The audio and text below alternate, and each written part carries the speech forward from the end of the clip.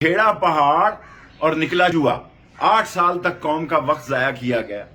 یہ ثابت ہوا آج کہ یہ فارن فنڈنگ نہیں ہے.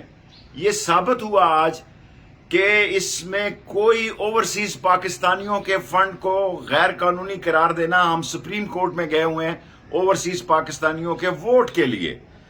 یہ جو 8 سال سے عمران خان کے خلاف اور پی ٹی آئی کے خلاف ایک ہجوم اکٹھا کیا گیا تھا، ایک میڈیا وار شروع کی گئی تھی، وہ اپنی موت آپ مر گئی ہے. عمران خان ایک مقبول اور مضبوط لیڈر ہے. یہ اے این پی والا وقت نہیں ہے کہ پارٹی کو بین کیا جا سکتا ہے.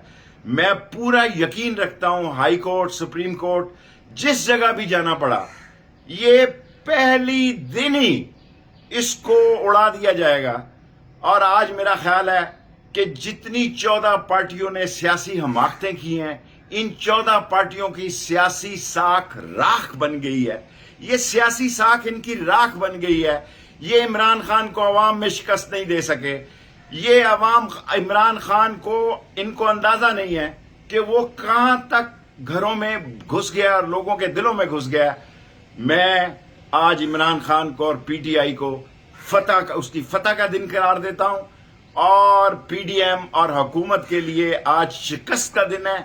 وہ روئیں، دھاڑے ماریں، چیخیں چلائیں، شکست ان کا مقدر ہے.